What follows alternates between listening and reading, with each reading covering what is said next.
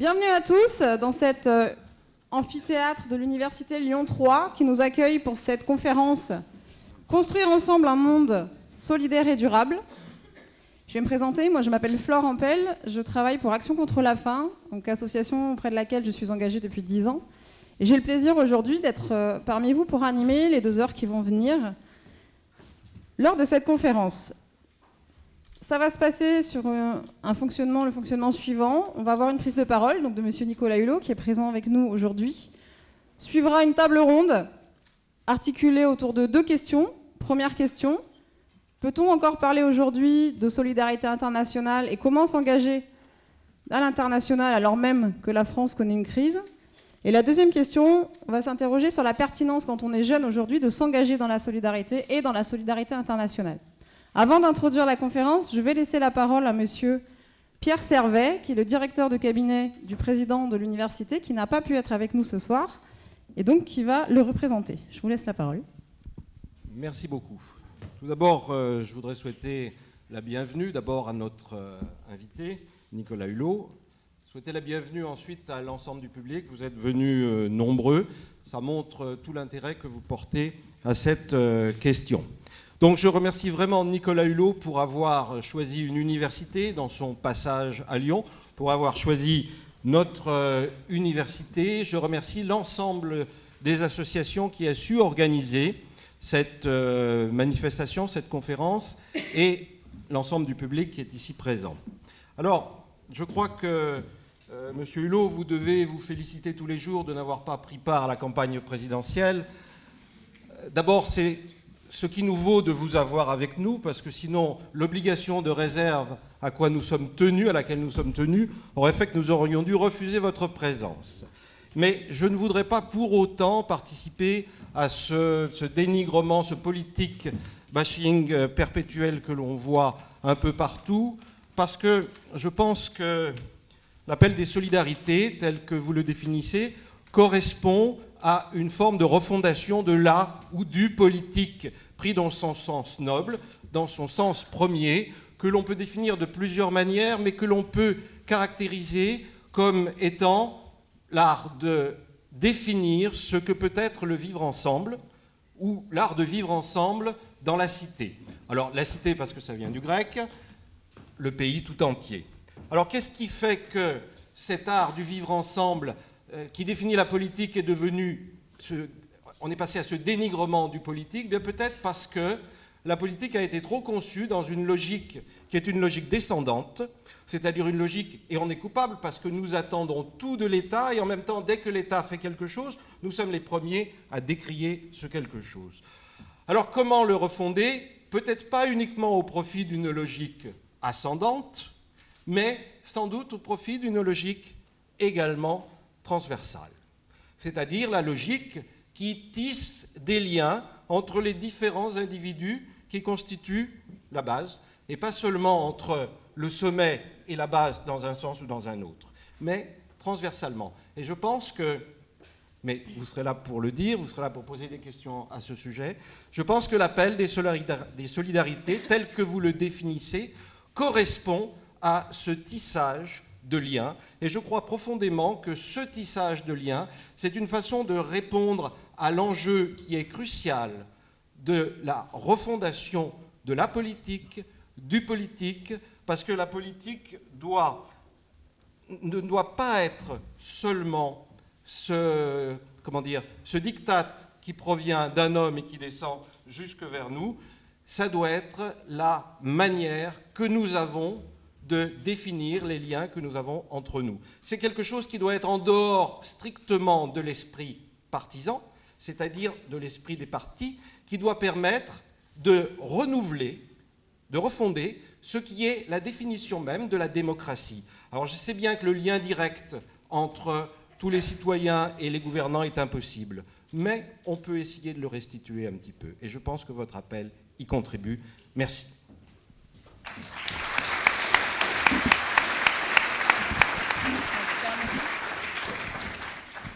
Bien, merci. Alors, en guise d'introduction, M. Servet vous l'a rappelé, cette conférence s'inscrit dans le cadre de l'appel des solidarités. Je voudrais vous rappeler quelques éléments pour ceux qui ne connaîtraient pas encore cet appel. Avec quelques chiffres, en France, par exemple, 1% des personnes les plus riches possèdent aujourd'hui 25% des richesses nationales. Un autre chiffre, le salaire moyen des femmes en France aujourd'hui est de 23% inférieur à celui des hommes. En France toujours, un jeune sur 5 vit sous le seuil de pauvreté. Si on veut élargir un petit peu plus, pensez aujourd'hui que plus de 24 000 espèces animales dans le monde sont en danger, ou encore que toujours en 2017, 795 millions de personnes souffrent de la faim alors même que nous produisons suffisamment de nourriture pour nourrir 1,5 fois la population mondiale. Ces chiffres-là, ils ne sont pas nouveaux, ils sont juste le constat que dans un monde de plus en plus globalisé, malheureusement, de plus en plus riche aussi, il faut bien l'admettre, eh bien les inégalités se creusent. Les inégalités se creusent, les crises apparaissent, avec ces crises, le repli sur soi et la montée du populisme, qui en soi n'est en rien une solution, il suffit de regarder pas si loin derrière nous pour s'en souvenir. Pourtant, il y a une certitude, et ça j'en suis convaincue, c'est que l'avenir sera solidaire ou ne sera pas. Et il y a une catégorie de la population qui sait cela parce que c'est inné, ce sont les enfants. Dans le cadre de mon travail, moi chez Action contre la faim, je rencontre des élèves de tous les âges. Et la question fondamentale pour moi, c'est la suivante.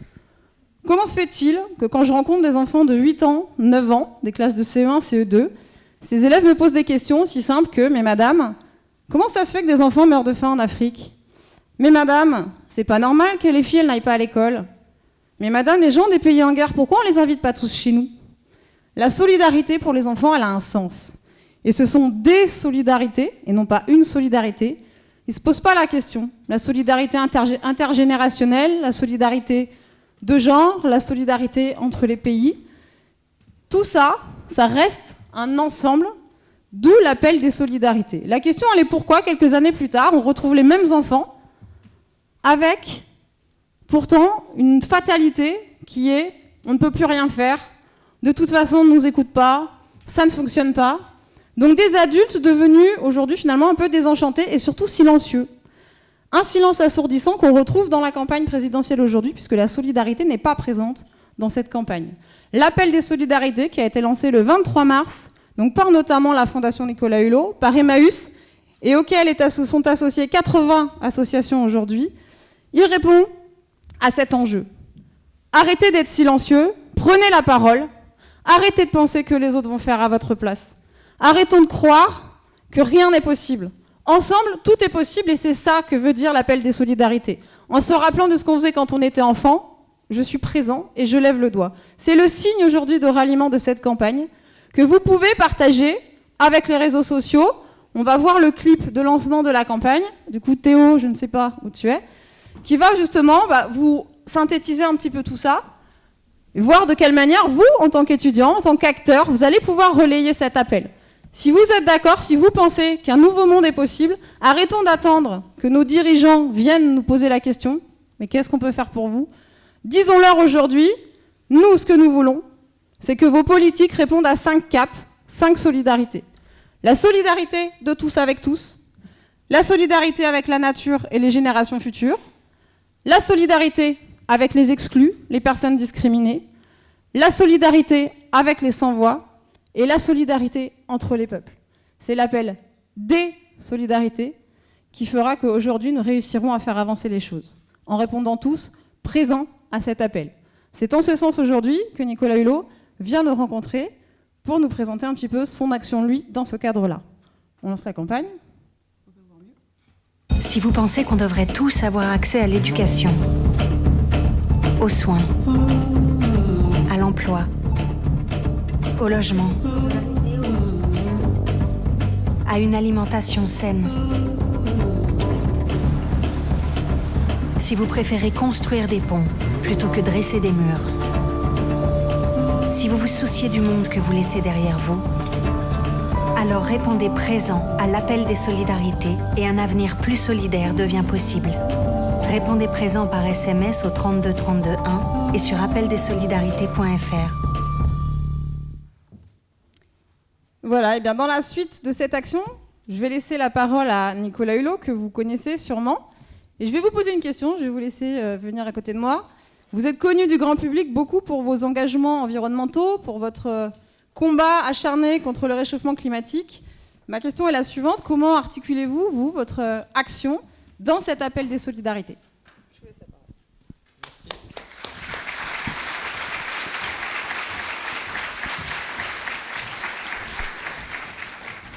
la parole.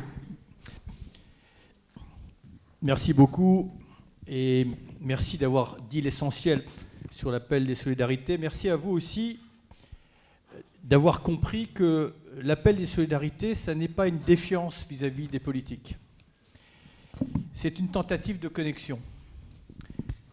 Vous parliez de se relier. Il faut que l'intelligence, la générosité, la créativité, l'espérance, l'exigence de la société civile et citoyenne se connectent avec le monde politique. Il faut que ça remonte également d'en bas. Et aux politiques, ceux à qui nous allons confier les clés, aujourd'hui et demain, de s'inspirer de cette société qui est riche, d'abord parce qu'elle est au contact des réalités, elle est au contact des exclusions, elle est au contact des stigmatisations, mais elle est aussi praticienne de la solidarité. Et donc, si cette connexion peut se faire à l'occasion de cette campagne, mais au-delà, eh bien, tout le monde y gagnera et peut-être que les politiques retrouveront du crédit et qu'on pourra rétablir une confiance dans une démocratie qui est mise à mal, alors que nous avons la chance d'avoir une démocratie, que d'autres se sont battus pour cela et que d'autres ne l'ont pas encore obtenue. Quand, depuis maintenant plus de 25 ans, je me suis engagé dans le domaine environnemental, puis après dans le domaine écologique, j'ai pas, et heureusement, parce que je pense que si j'avais su d'ailleurs que je ne m'embarquais pas pour un petit combat de quelques temps, mais pour un engagement d'une vie, je n'avais pas réalisé probablement que ce sujet était un sujet de solidarité, pas plus que je n'avais imaginé qu'il allait me conduire dans un engagement, en fait, qui est, je dirais, le cœur de l'humanisme. Parce que l'engagement écologique, qui est le mot qui me convient le mieux, pour peu que l'on le débarrasse de ses oripeaux politiques, c'est un engagement qui s'appuie sur une loi universelle, qui est la loi de la solidarité. Pourquoi ? D'abord parce que c'est un engagement qui met en lumière 3 dimensions de la solidarité. La première dimension, c'est la solidarité, comme d'autres structures qui nous ont rejoints, vous disiez 80, on est maintenant plus de 110, la solidarité dans l'espace. Alors pas forcément l'espace lointain, on peut faire de l'humanitaire comme certaines des structures qui nous ont rejoints, ATD Quart Monde ou Médecins du Monde ou la Croix-Rouge, évidemment éloignés de nos lieux de résidence, mais la solidarité quand même dans l'espace pour l'écologie, parce que je prends un simple exemple. Qui sont d'ores et déjà, au moment où nous parlons, les premières victimes de ce que l'on appelle les changements climatiques ? Eh bien, ce sont des hommes, des femmes et des enfants qui sont en général déjà dans une situation de vulnérabilité, parce que vous verrez que les exclusions s'ajoutent, et qui subissent les conséquences d'un phénomène dont vous avez, je pense maintenant, connaissance de ces mécanismes, phénomène qui est dû aux activités humaines, et c'est un constat qui, à part pour le locataire provisoire de la Maison-Blanche, n'est plus remis en cause. C'est donc la conséquence d'un phénomène qui lui-même est la conséquence d'un mode de développement et qui vient frapper des hommes, des femmes et des enfants qui n'ont pas profité de ce mode de développement, qui n'ont donc pas provoqué ce phénomène et qui, de surcroît, parfois, ont été exploités, ou en tout cas, ce mode de développement s'est fait à leur détriment. Et donc, vous voyez bien que là, il y a une question pas simplement de solidarité, il y a un enjeu d'inégalité et de dignité, puisque les victimes, les premières victimes des changements climatiques, qui sont atteints soit par la multiplication des extrêmes climatiques, des périodes de sécheresse, des typhons, des submersions, des incendies, je rappelle que les changements climatiques jettent dans l'exil ou l'exode chaque année entre 20 et 30 millions de personnes, parfois 3 fois plus que les conflits. Donc la lutte contre les changements climatiques, c'est un enjeu de solidarité, puisque ça ajoute de la misère à la misère, de l'injustice à l'injustice, et de la souffrance à la souffrance. Mais c'est aussi un enjeu de solidarité avec le vivant. Parce qu'il ne vous aura pas échappé que l'irruption de l'humanité sur cette minuscule petite planète, elle ne passe pas inaperçue. Vous savez que si on imaginait que la planète, la Terre, s'était créée au lieu de 4,5 milliards d'années, il y a de cela 1 an. On va réduire l'histoire de notre monde à 1 année. Nous serions arrivés, nous les hommes, le 31 décembre à minuit moins 10 secondes. Regardez dans cette brève période de temps dans quel état nous avons mis les écosystèmes et l'ensemble de la biodiversité qui nous y a précédés. Alors je ne sais pas si on doit s'enorgueillir d'une telle puissance ou au contraire s'en trouver un minimum contrit. Mais la réalité c'est qu'au moment où je vous parle, 60% des écosystèmes qui se sont établis sur des millions d'années sont en train de se casser la figure et que la trajectoire que nous imposons au reste du vivant fait qu'en cours de siècle, probablement à mi-chemin de ce siècle, plus de 50% du vivant aura soit définitivement disparu, soit sera définitivement et irréversiblement compromis. Et ça met d'ailleurs bien en exergue que nous ne sommes victimes, dans ce domaine comme dans d'autres, non pas de notre faiblesse, mais nous sommes victimes de notre trop grande puissance.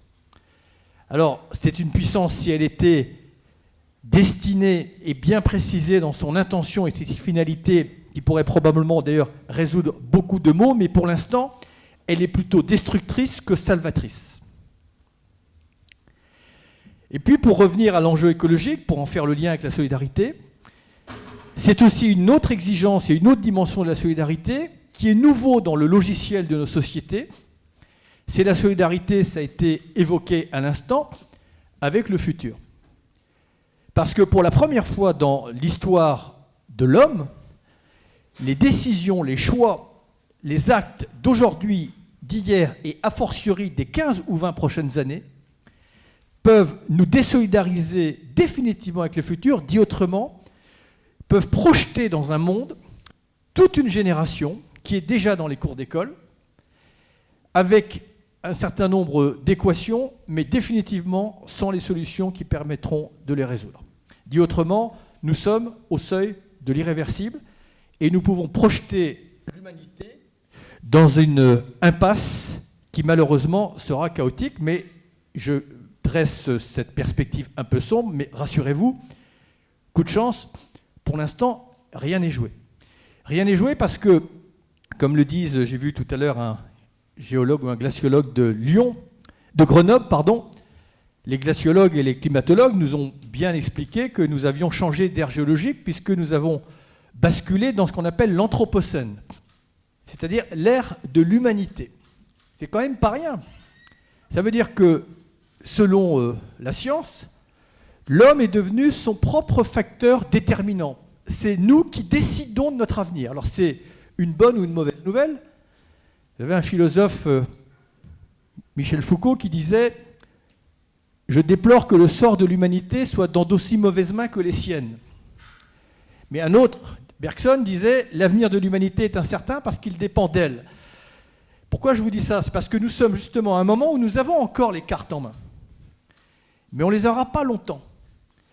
Mais cette période, elle est providentielle parce que nous pouvons faire collectivement, universellement, un saut qualitatif où on peut basculer dans un désordre qui va totalement nous échapper. Et on sent bien d'ailleurs quand on observe le monde, pas simplement sur un plan écologique, on reviendra aux autres inégalités et aux autres réalités de notre planète, mais on sent bien qu'on est sur un fil du rasoir et qu'il en faudrait peu pour basculer du mauvais côté, mais a fortiori, il en faudrait peu pour basculer également du mauvais côté, et c'est ce que nous tentons à notre échelle, bien entendu, de faire, c'est-à-dire donner la bonne impulsion pour qu'on ne bascule pas du mauvais côté.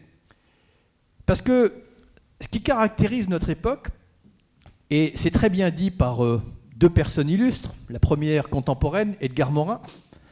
Nous sommes technologiquement triomphants, mais culturellement défaillants. Et Einstein, qui avait anticipé je dirais, cette transgression, avait constaté que notre époque se caractérise par la profusion des moyens et la confusion des intentions. Donc, dit autrement, notre intelligence, qui ne fait pas défaut, et le génie humain nous bluffe tous les matins, il nous bluffe et parfois il nous aveugle.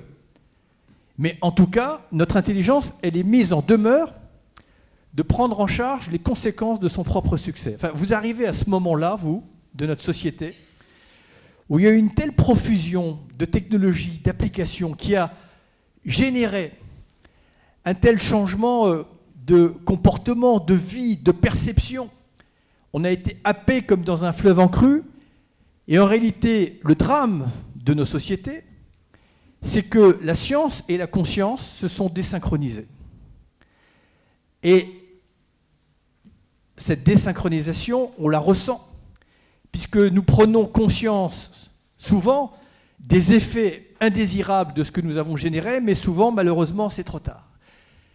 Et cette synchronisation, cette resynchronisation, elle est essentielle parce que vous comprendrez que pour résoudre l'ensemble des difficultés, pour employer un mot un peu faible, ou en tout cas pour mettre un frein presque définitif à toutes les larmes du monde, ce n'est pas une question de plus de technologie, ce n'est pas une question de plus d'économie. C'est une question d'intelligence et de volonté collective. Mais c'est surtout une question de définir collectivement, et c'est là que la science et la conscience doivent se retrouver, une vision et surtout du sens. J'ai une intime conviction que sans s'en rendre compte, nous sommes, nous les humains, et pardon de parler comme ça, mais parce que, en fait, si on ne se voit pas comme on est, c'est-à-dire comme une petite famille de naufragés paumés sur une minuscule tête d'épingle entre deux infinis, on va continuer à mijoter nos préjugés les uns contre les autres, à organiser des confrontations et des joutes en permanence, mais comme disait Martin Luther King, soit on apprend à vivre ensemble, soit on va tous mourir comme des idiots. Et donc, on est dans cette situation d'extrême vulnérabilité, mais en même temps de magnifiques opportunités, à la condition que l'on franchisse un nouveau pas. J'ai tendance à penser que depuis que la Terre s'est formée, il y a eu des paliers successifs, il y a eu deux paliers très importants. Le premier palier, c'est le palier de la vie. Quand la vie est apparue sur Terre. Au passage, la vie est apparue par un principe de solidarité qui est immuable dans la nature, l'alliance entre notamment le monde végétal et le monde animal. Si les algues, à commencer par elles, n'avaient pas consommé tout le gaz carbonique qu'il y avait dans l'atmosphère, le monde animal n'aurait jamais pu prospérer. Et à l'inverse, si les animaux n'avaient pas comme déchet le gaz carbonique, eh bien, les plantes auraient également disparu. Je dis ça parce que la vie doit plus à l'alliance qu'à la compétition. Et nous, les hommes, on voudrait s'exclure de ces lois de la nature. On voudrait se dissocier de ce principe immuable de coopération. Mais si on doit se distinguer, nous qui sommes des animaux, ne vous en déplaise, mais nous sommes des animaux dotés d'une conscience, eh bien, justement, on ne doit pas rompre avec ce principe de coopération et ce principe d'alliance. Les atomes se sont retrouvés pour former des molécules. Les molécules se sont associées pour former l'ADN ou les protéines, et ainsi de suite. Et je dis ça parce que le premier pas, c'est le pas de la vie. Puis après, il y a eu le pas de l'esprit. C'est nous le pas de l'esprit. C'est qu'on prend conscience que nous existons. Et c'est ce qui nous distingue des autres animaux ou des autres êtres vivants. Et là, il y a un troisième pas qu'on doit franchir tous ensemble. Et ça nous ramènera à cet appel des solidarités et à la période que le monde connaît. Le troisième pas, c'est le pas du sens. Si nous ne redonnons pas du sens au progrès, si nous ne définissons pas ce qui participe au bien-être, à l'épanouissement humain, si nous n'avons pas ça, c'est-à-dire que si simplement nous sommes mus par une forme de conditionnement, attirés, éblouis, fascinés par les prouesses technologiques, si nous cédons à un modèle économique qui n'est pas basé sur la coopération, qui est basé sur la compétition, il faut que vous sachiez que dans le monde, l'économie, c'est un jeu à somme nulle. Ce que vous gagnez ici, vous le piquez là. Notre bonheur, c'est toujours quelque chose pris à quelqu'un. Alors, on ne s'en rend pas compte, bien entendu. Mais ce modèle qui n'est pas basé sur l'économie au sens économiser les ressources, il est basé sur l'exploitation des ressources. Et au passage, dans les ressources, il peut aussi y avoir des ressources humaines. Et c'est un modèle qui n'est pas basé sur la coopération, il est bien basé sur la compétition, il n'est pas basé sur la protection, il est basé sur la prédation. Il n'y a pas besoin d'ancrer ce constat, cette réalité dans un substrat politique ou politicien ou idéologique ou dogmatique. C'est la réalité. La réalité, c'est que depuis quelques décennies, le monde a changé parce qu'il a voulu, ou il a subi, je ne sais pas si nous en sommes les auteurs ou les victimes ou les spectateurs, la mondialisation, la globalisation, ça a été une sorte de faux espoir pour le monde. On s'est dit ça va être génial, enfin, certains se l'ont dit, d'autres plus visionnaires avaient quand même prévu qu'il pouvait y avoir des effets pervers et que cette mondialisation ne serait peut-être pas forcément aussi généreuse que certains voulaient bien nous la vendre, mais en tout cas, elle a eu pour effet, et c'est comme cela, plutôt que ce monde mutualise ses intelligences, ses savoir-faire, ses expériences, eh bien, l'effet de la globalisation et de la mondialisation, sous l'effet du marché, mais aussi sous l'effet de la technologie, c'est-à-dire que, brutalement, grâce à Internet, aux ordinateurs, aux portables, à la communication, qui a changé d'échelle, le monde s'est connecté, mais gardez bien à l'esprit, il s'est connecté, mais pour autant, il ne s'est pas relié. Et c'est toute la perversité de l'époque, c'est qu'en se connectant, eh bien, le monde s'est ouvert, tout ce qui nous éloignait, tout ce qui isolait, tout ce qui dissimulait, tout ce qui masquait, apparaît au grand jour. Qu'est-ce que je veux dire par là? Je prends un simple exemple. Toutes les 10 secondes, vous avez un enfant qui meurt de faim dans le monde. Alors que, comme ça a été dit tout à l'heure, on produit 1,5 fois ce dont on aurait besoin chaque année pour nourrir l'ensemble de la planète. Chaque jour, vous avez 15 000 enfants, chaque jour, dans le monde, qui vont mourir de maladies dont on aurait pu prévenir très facilement ou qu'on aurait pu soigner tout aussi facilement. Jusqu'à présent, cette femme qui va perdre son enfant, jusqu'à il y a peu, elle mettait ça sur le compte de la fatalité, puisqu'elle n'avait pas de comparaison. Elle n'avait pas la possibilité de se rendre compte qu'en réalité, par un mauvais hasard géographique, elle était née au mauvais endroit. Et que ce mauvais hasard fait qu'elle n'a pas la même valeur et la même estime.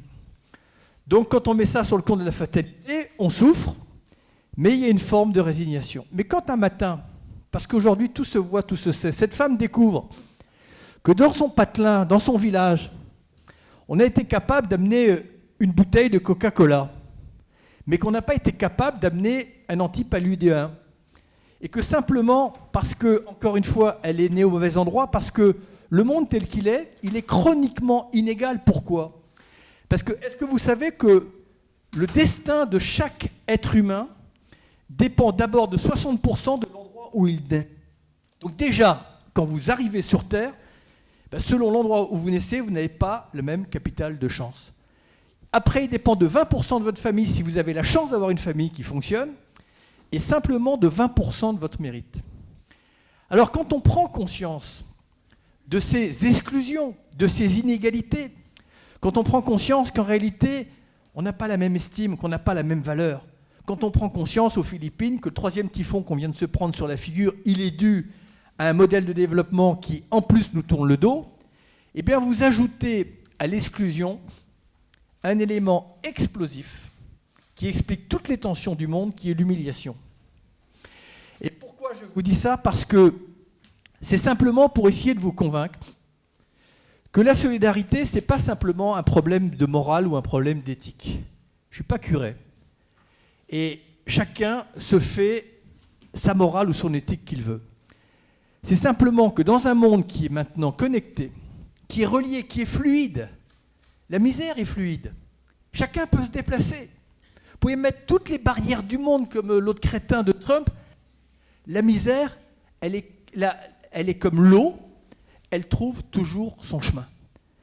Et donc, personne dans ce monde ouvert ne pourrait penser, aspirer à vivre en paix, d'une manière prospère, en imaginant que par ailleurs, il y ait de telles inégalités et que nous demandions comme ça, bravement, aux exclus de rester les bras croisés à observer les inclus.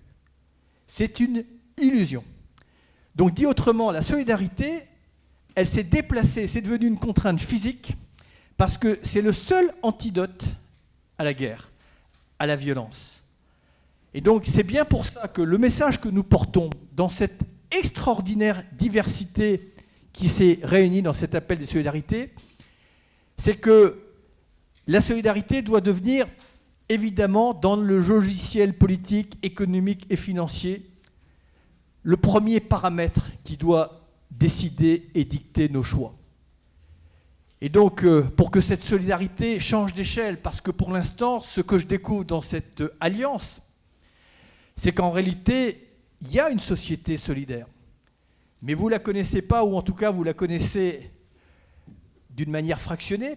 Pourquoi? Parce que ceux qui agissent dans le domaine de la solidarité, ceux qui vont faire, je ne sais pas, ce qu'on appelle des maraudes le soir pour aller tendre la main aux SDF, ceux comme la CIMAD qui sont dans les centres de rétention administrative, ceux qui sont au Yémen alors qu'aucun État n'y intervient, ce sont des gens qui, par définition, ne font pas ça pour chercher une médaille. Ce sont des gens qui ne font pas ça pour avoir de la reconnaissance. Ce sont des gens qui font ça pour donner du sens à leur vie et peut-être qu'ils en éprouvent d'ailleurs une certaine satisfaction. Mais par définition, ce sont des invisibles, ou en tout cas des discrets. Ils ne font pas de tapage. Mais quand on met bout à bout les 100 structures, et encore, elles ne sont pas toutes là, et les bénévoles, ou les salariés, peu importe, ceux qui donnent du temps, ou en tout cas qui ont décidé que leur activité devait avoir un sens, vous arrivez à des millions de personnes. Donc peut-être que sans le savoir, il y a un parti des solidarités qui existe, mais il est temps qu'il se compte, parce que s'il ne se compte pas, il ne pèse pas.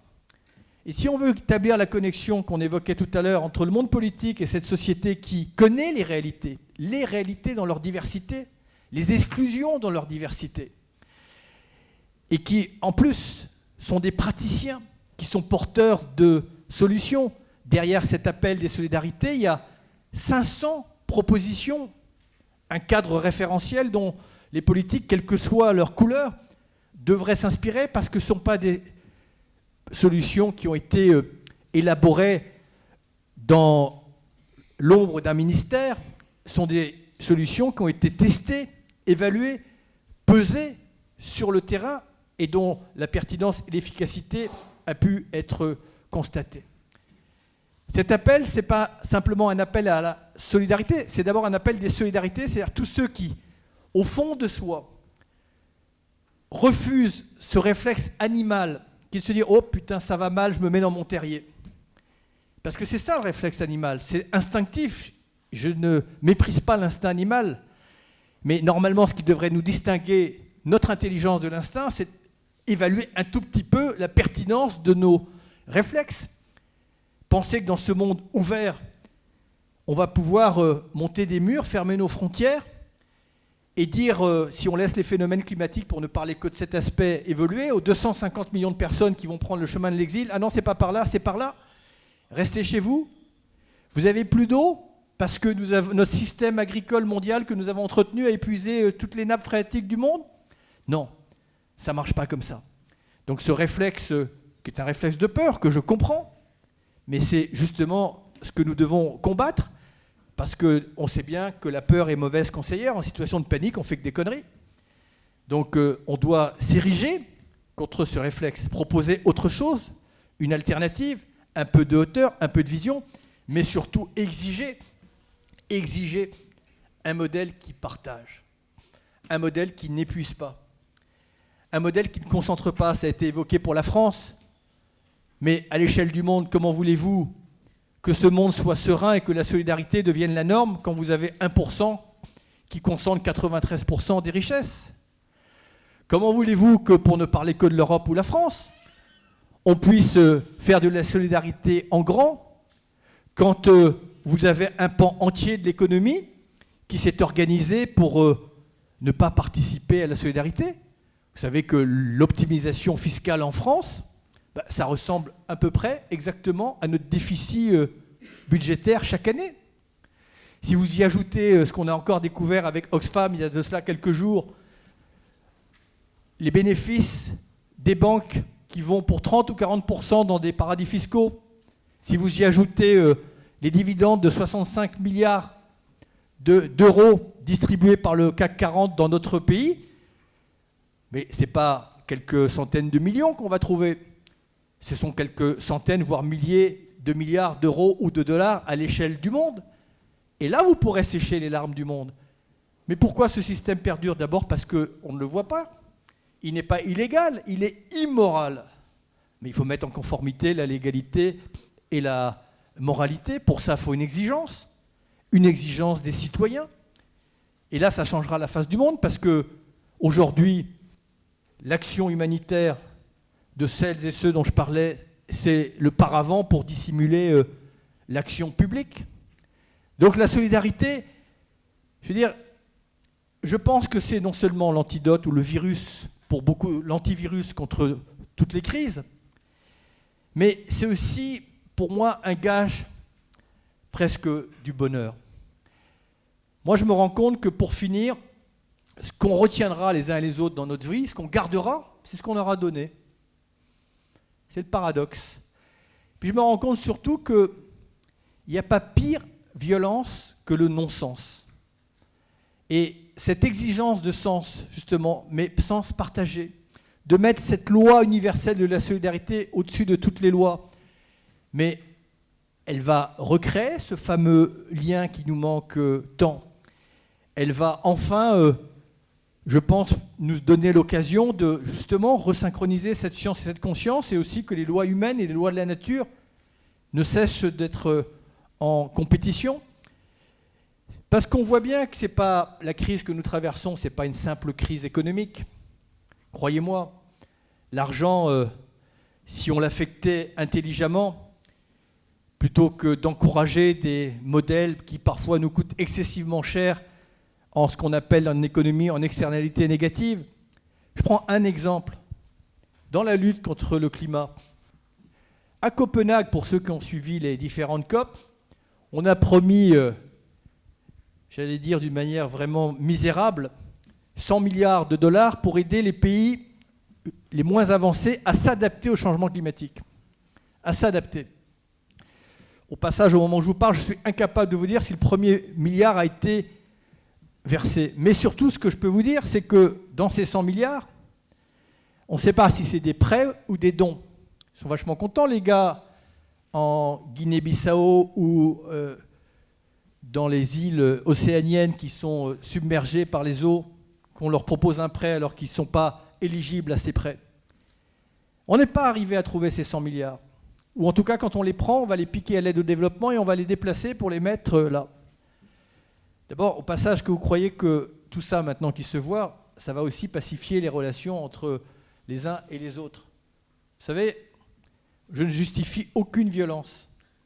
Mais gardez ma conviction à l'esprit si vous la partagez. Le terrorisme des uns se nourrit du fanatisme des autres.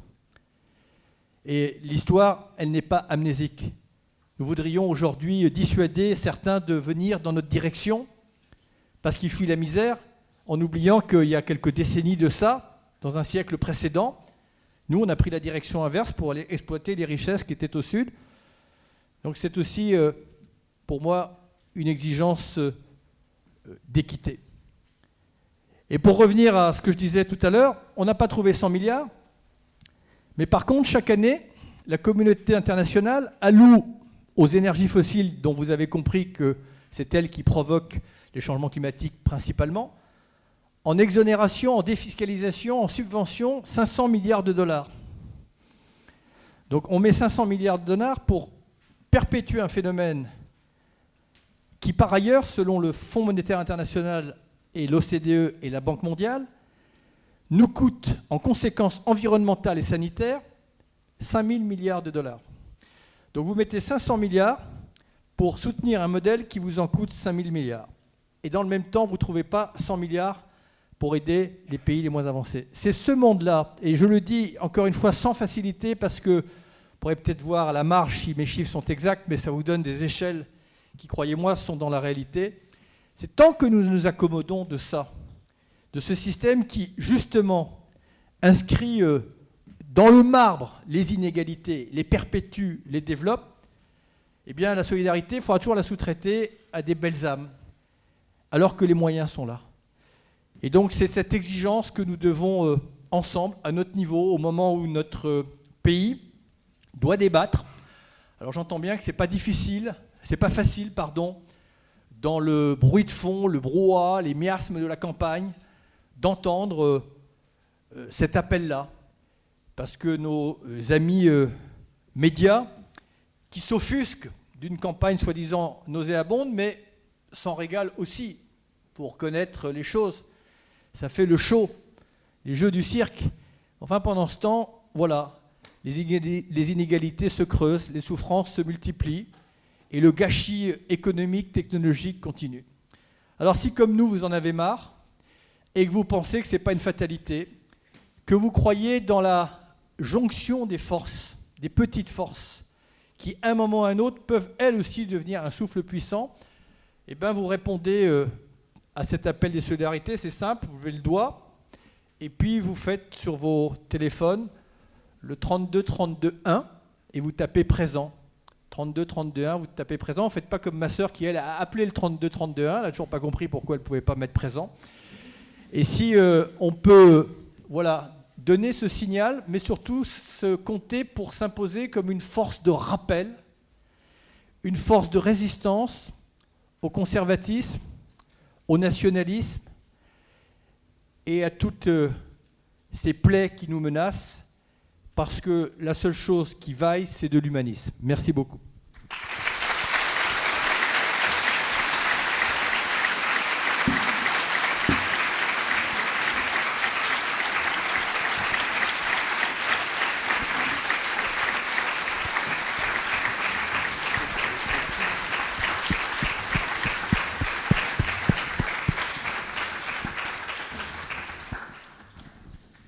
Bien, merci pour cette intervention extrêmement passionnante, en tout cas en ce qui me concerne.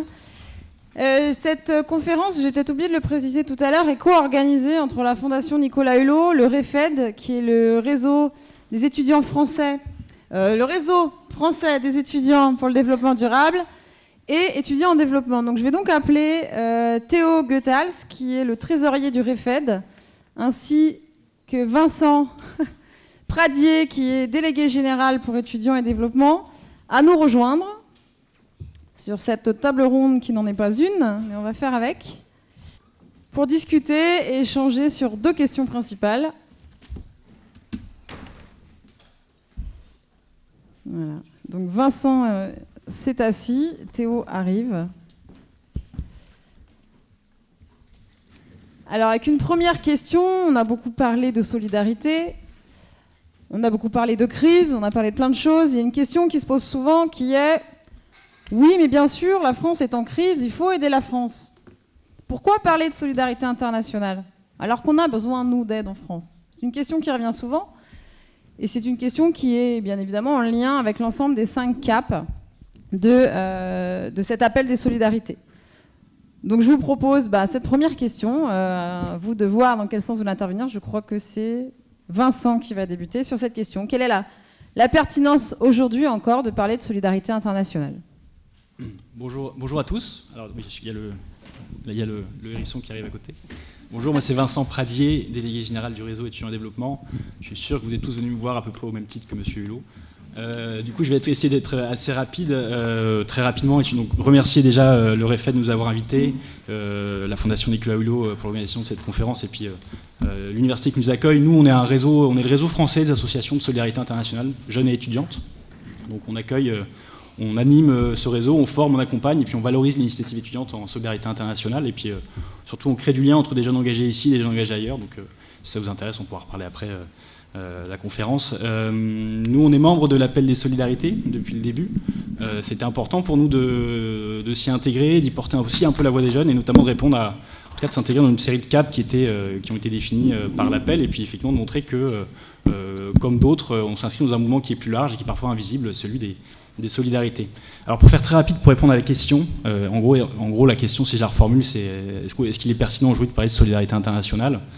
Moi j'ai envie de dire, j'avais prévu pas mal de choses, mais M. Hulot a un peu marché sur ma langue, comme disent mes amis guinéens. Peut-être que dire qu'effectivement, pour nous, l'analyse, c'est de dire que les enjeux sont communs, que dans un monde interconnecté, interdépendant, c'est très compliqué aujourd'hui de parler de solidarité sans parler de dimension internationale de celle-ci. Pour faire simple, ce qui se passe ici a un impact là-bas, et ce qui se passe là-bas a un impact ici. Et qu'on ne peut pas aujourd'hui se dire qu'on va vivre tout seul dans notre petit coin sans que ça ait un impact sur d'autres. Je prends un exemple, ça a été dit, pour moi la question des migrations, le phénomène des migrations, et moi je fais attention, je ne parle pas de crise migratoire, je parle de phénomène des migrations. Je pense que les mots ont leur sens. C'est un phénomène qui existe, qui est vieux, et croire qu'effectivement en construisant des murs on arrêtera ces phénomènes-là, pour nous c'est une façon de voir le monde qui est complètement déconnectée de la réalité.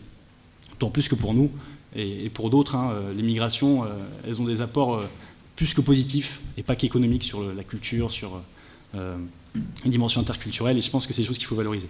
Je vais faire très vite, mais en tout cas pour répondre à la question, dans un monde aux enjeux communs, nous on est persuadés qu'il y a des réponses à nos problématiques qui se trouvent ailleurs, et qu'en fait il y a plein de choses qui se passent ailleurs qui peuvent nous inspirer, mais que lutter contre la pauvreté ici, c'est aussi s'inspirer de comment d'autres luttent contre la pauvreté. Et moi, on a tellement d'exemples de choses qui se passent en Inde, des choses qui se passent en Colombie, des choses qui se passent en Guinée, où il y a des pratiques qui innovent et des choses qui sont super intéressantes et qui peuvent nous inspirer, nous, dans nos propres problématiques, ici à Lyon, sur le territoire rhône-alpin ou ailleurs. Et je pense que ça, c'est des choses qu'il faut qu'on ait en tête. Et c'est pour ça que pour nous, la solidarité internationale, elle ne s'exprime pas que dans le fait de partir, mais se dire qu'être solidaire ici, c'est s'inspirer de ce qui se fait là-bas. Et puis je finirai quand même pour aussi passer la parole à mon collègue du REFED. Pour nous, il y a quand même un outil, ça n'a pas été dit, et je pense que, et on fait partie d'un certain nombre de coalitions qui le portent, du coup je me permets de le dire.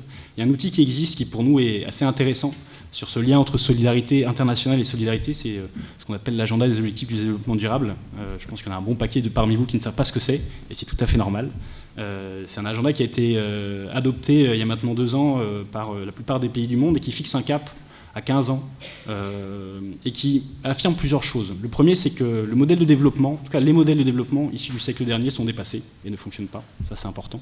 Que les problématiques, elles sont universelles et interdépendantes, qu'il n'y a pas de solution dans l'isolement et la défiance, et que cet agenda-là, alors on peut le critiquer, mais en tout cas, il dessine des voies pour bâtir les conditions d'un monde soutenable, et puis il fixe quand même un certain nombre d'engagements pour engager des transformations de nos modèles de consommation et de production, et que d'une manière générale, il fixe aussi une ambition pour un monde beaucoup plus solidaire à l'horizon des 15 ans, et pour nous, ça c'est une des réponses intéressantes, en tout cas un outil, un levier pour répondre à cette question de comment lier solidarité internationale et solidarité.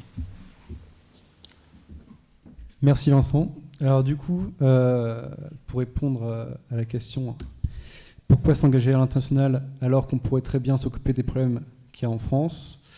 Donc d'abord je me présente, donc Théo, co-trésorier du REFED. Le REFED, c'est le réseau français des étudiants pour le développement durable et non pas le réseau des étudiants français pour le développement durable. On a 3 thématiques principales: rassembler, former, porter la voix. Et on se concentre essentiellement sur les questions de changement climatique et d'éducation.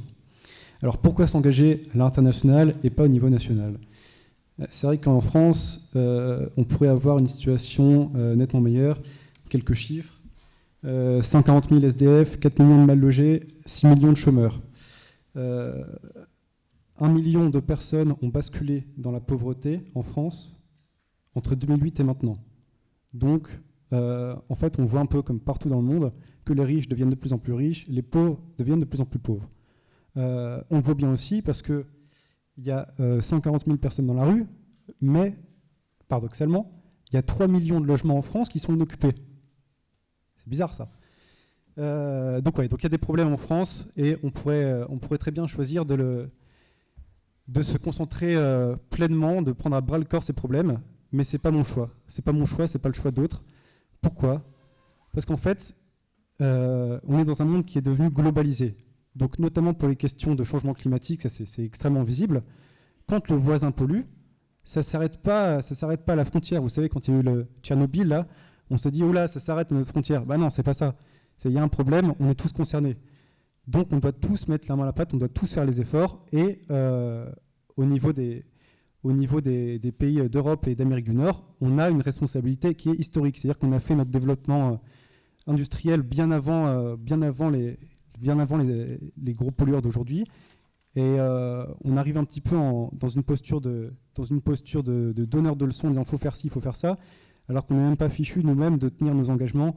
Nicolas parlait du fonds vert, c'est un désastre. Parce que quand on annonce au COP, notamment c'était en 2009 à Copenhague, puis en 2010 à Cancun, 100 milliards par an, il me semble qu'officiellement on est à 53 ou 63 milliards, mais comme tu disais, dans la pratique, on ne sait même pas si ça arrive réellement. Et puis, c'est des mécanismes qui sont extrêmement complexes. On déplace des fonds pour les remettre ailleurs. C'est toujours pareil. C'est toujours une espèce de pouvoir énorme. Et c'est pour ça qu'on s'engage. Parce que finalement, qui est le plus juste, qui est le plus transversal, c'est la société civile. C'est les citoyens, c'est vous, c'est moi. C'est cet engagement-là qui est vraiment valorisé. Alors après, je ne vous cache pas qu'il faut batailler à l'international.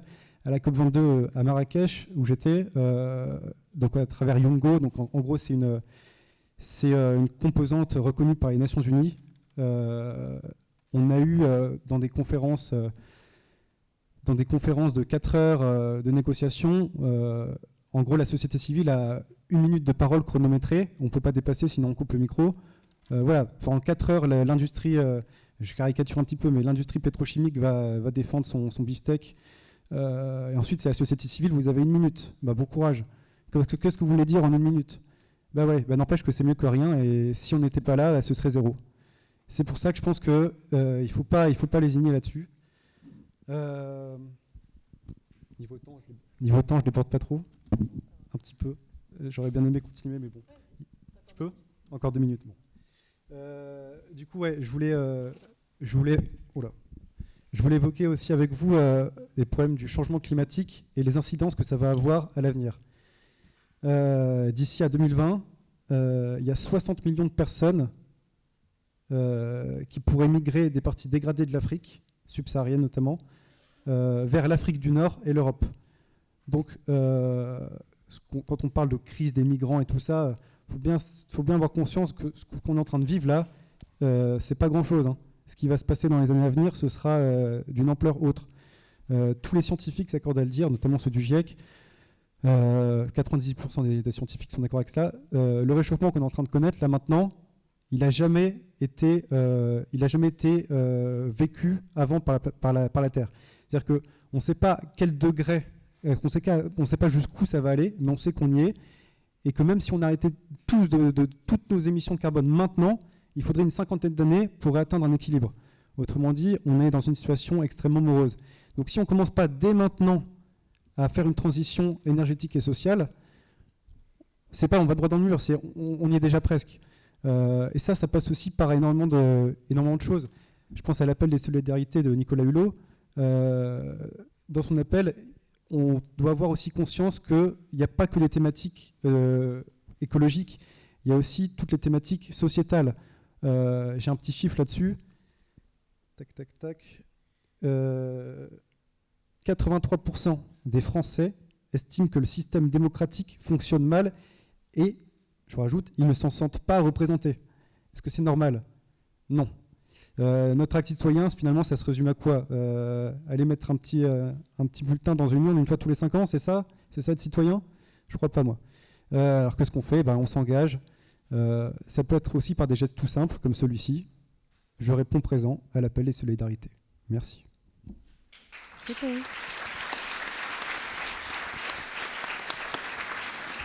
Vous voulez ajouter quelque chose? Vous voulez ajouter quelque chose? Je vous laisse dire 2 mots sur ce sujet. Oui, tu fais bien de dire que les inégalités, elles ne sont pas simplement économiques, hein. Tu parlais des inégalités démocratiques dans notre pays.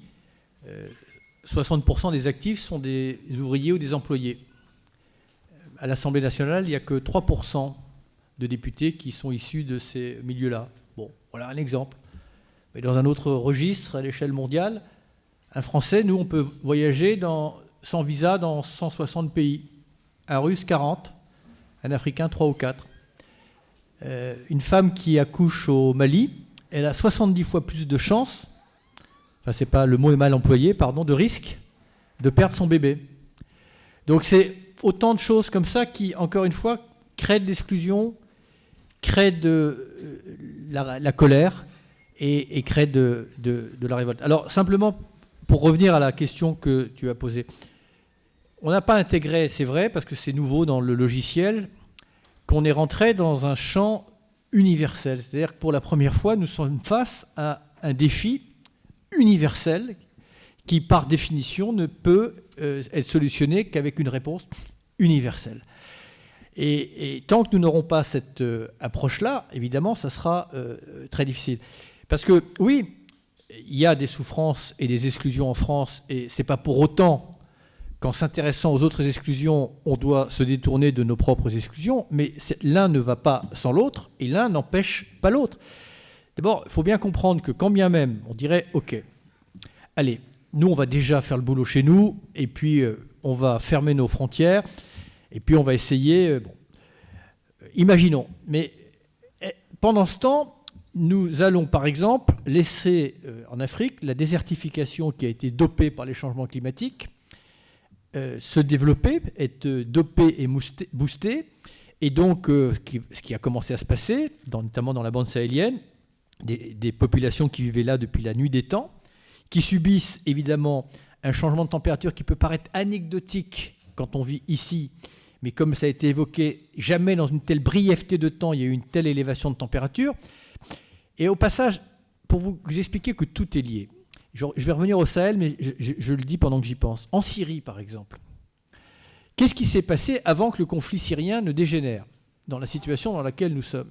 Dans le nord-est de la Syrie, il y a eu un basculement climatique avéré, dû au changement climatique, qui a réduit en l'espace de quelques années les troupeaux ont été décimés, divisés par 2. Les récoltes agricoles ont baissé de 80%.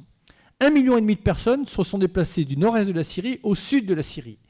Et évidemment, déplacement de population, confrontation de population, la rébellion syrienne, elle a démarré là. Je ne dis pas que c'est le changement climatique qui a mis le souk dans cette région-là, mais c'est le facteur aggravant. Le drame du Darfour, qui a occasionné des centaines de milliers de victimes, ce sont des éleveurs de chameaux nomades qui avaient un territoire très vaste depuis longtemps, mais malheureusement, le peu de pâturage qu'ils avaient, sous l'élévation de température brutale, ils ont dû se déplacer, ils sont rentrés en compétition avec des pasteurs nomades. Ça a été le drame du Darfour. Derrière, vous faites arriver Boko Haram, et puis vous avez cette situation absolument inextricable. Donc, pensez que dans tout ce chaos, nous pourrions nous isoler. Non, la réponse, elle doit être universelle et nous en profiterions. Je prends un simple exemple. L'accord de Paris, comme vous le savez peut-être, il est important, mais il n'est pas nécessaire, puisque ce que l'on doit faire si on veut éviter l'emballement climatique, il faut éviter que les températures s'élèvent de plus d'1,5 degré par rapport à l'ère pré-industrielle. Après, d'après ce que tout le monde nous explique, et personne ne le remet en cause, si on laisse le phénomène nous échapper, advienne ce qu'adviendra, mais ça va nous péter à la figure. D'ailleurs, au passage, il y a un artiste américain qui s'appelle Peter Ustinov, il a dit « Le jour où le monde va exploser, la dernière phrase audible qu'on va entendre, c'est un expert qui dira « c'est pas possible ». Bon. Donc j'espère qu'on n'entendra jamais cette phrase-là. En tout cas, il faut éviter d'arriver au-delà d'1,5 degré. L'accord de Paris nous mène sur une trajectoire au minimum de 3 degrés.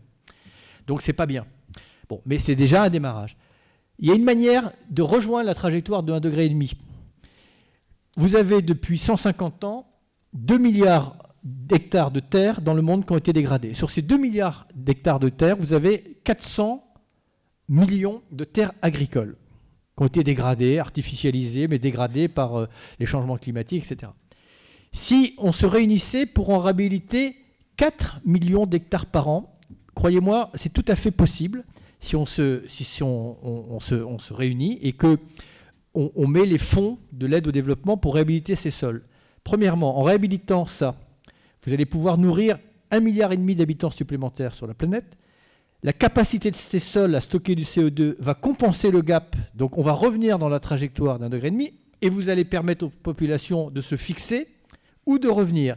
Et on sait faire ça, comment ? Par un processus qui s'appelle l'agroécologie, qui devrait devenir demain la norme agricole. Voilà. Donc les solutions, encore une fois, et là tout le monde est gagnant. Eux sont ravis de pouvoir retourner sur leurs terres, voire de ne pas les quitter. On rend un service universel, et en même temps, on évite une crise alimentaire. Merci pour cette précision. Moi, je retiens du coup ce que vous avez dit aussi tout à l'heure, qui est que la vie doit plus à l'alliance qu'à la compétition. Je pense que c'est très très vrai dans ce domaine, et qu'effectivement, on ne peut pas distinguer ce qui se passe ailleurs et ce qui se passe ici. On va enchaîner du coup sur la deuxième question, qui va être un peu plus en lien peut-être quand vous êtes étudiant sur quelque chose qui peut vous interpeller. On parle de l'appel des solidarités. On va se poser la question de savoir est-ce qu'il y a un sens et quel est le sens éventuellement à s'engager quand on est jeune dans la solidarité, en France ou à l'international. Si je peux me permettre, on a pris un peu de retard, donc pour garder un peu de temps pour les questions, voilà, si vous pouvez intervenir, mais de manière un peu plus brève, pour que je pense que ceux qui le souhaitent après puissent poser des questions. Voilà, donc je sais pas, je crois que du coup vous inversez, c'est Théo qui commence à prendre la parole. Yes, c'est moi. Du coup, avant, je voudrais juste rebondir sur 2-3 petites choses. Il faut savoir, c'est très important, le 1,5 degré, en fait, on a déjà parcouru la moitié, puisqu'on est déjà à 0,8 du fait de notre développement post-révolution industrielle. Donc en réalité, j'ai du mal à voir comment on peut... Enfin, il faut y croire, mais bon, on met vraiment actuellement rien en œuvre pour y arriver. Je ne vous cache pas que les 3 degrés, c'est ce qui nous pend au nez. On verra les cataclysmes que ça va engendrer, ne serait-ce qu'en augmentation de la hauteur du niveau de la mer, en migration de population.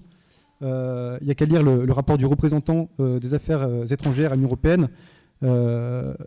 Les migrations, notamment en Afrique, du fait du réchauffement climatique, vont vraiment être facteurs de déstabilisation, y compris politique. C'est-à-dire qu'on va avoir des conflits qu'on n'avait pas avant. Donc ça, c'était la première petite chose. La deuxième, l'agroécologie. Le pire dans tout ça, c'est que quand on a des pratiques telles que la permaculture, en réalité, les rendements sont énormes. Les rendements sont nettement plus conséquents que quand on utilise du Roundup de Monsanto ou autres produits chimiques. Non mais c'est vrai, c'est quelque chose on a du mal à y croire, mais c'est possible.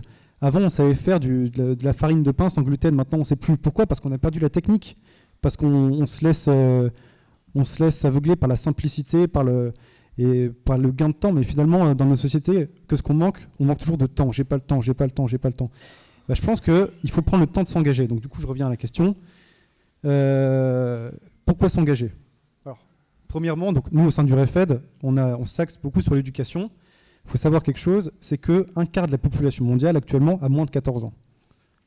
C'est-à-dire que la jeunesse, entendu au sens vraiment littéral du terme, est quasi majoritaire. C'est-à-dire qu'on va vraiment influer sur les générations à venir. On a un impact qui est énorme. Je crois que c'est Nicolas qui disait souvent après les élections, les politiques nous lâchent. Là, c'est nous qui n'allons pas les lâcher, c'est ça ? Moi, je pense que c'est exactement ça. Il faut être un petit peu comme un teckel qui chope les mollets du politique. Là, il ne faut pas les lâcher. Là. Il faut pas se dire ah bah tant pis, un climato-sceptique a été élu, on va tout arrêter, de toute façon, c'est mort. Non, au contraire, on doit mettre les bouchées doubles et on doit encore plus s'engager. Il faut savoir un truc, c'est qu'en France, on a la chance de pouvoir s'engager. C'est-à-dire qu'il y a 168 millions d'enfants dans le monde qui travaillent. Nous, j'ai envie de dire, plutôt que de regarder la télé ou de faire des bêtises, oui, regarder la télé, c'est faire une bêtise, je pense. Et ben, c'est différent. On peut s'engager. Alors, on est là dans une conférence à parler de choses très importantes, de négociations internationales sur le climat, les COP, tout ça. Mais en réalité, on peut tout à fait s'engager au niveau local, donner quelques heures par semaine. C'est ça aussi l'appel des solidarités. C'est citoyens de tous les jours, on fait des petites actions. J'ai un exemple concret.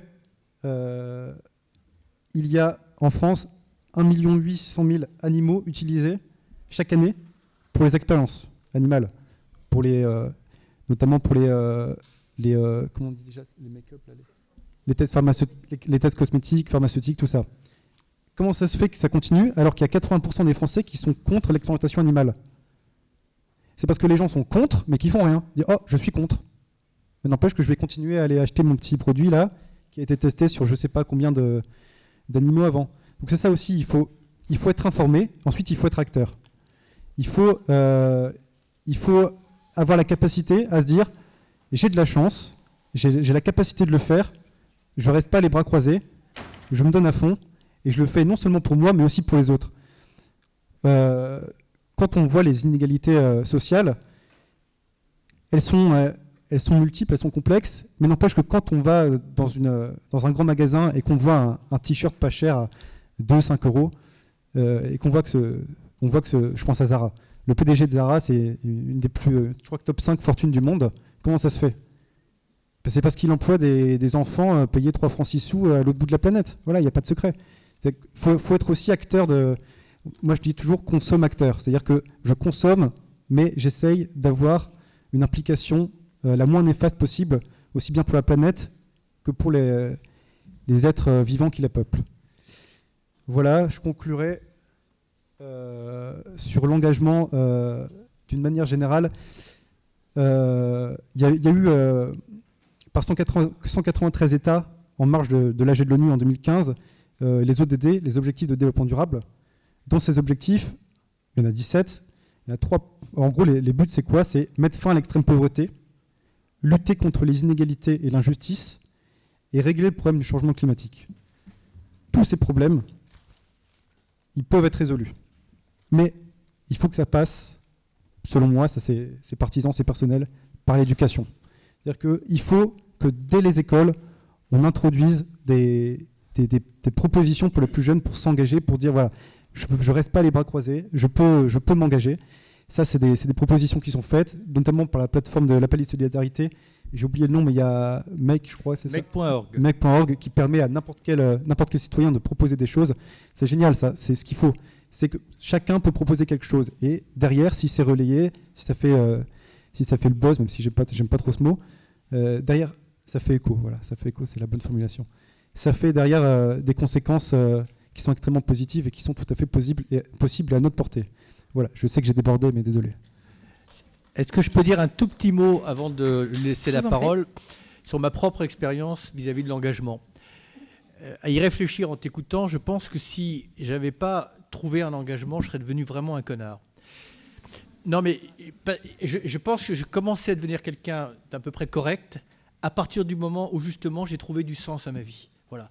Et je dis ça parce qu'en réalité, c'est presque égoïste de s'engager parce que vous êtes payé, comment dire, en bienveillance, en beauté des hommes et des femmes que vous croisez sur votre chemin. Voilà.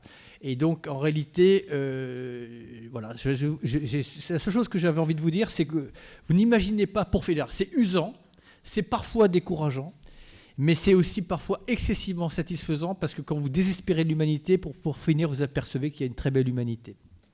Merci.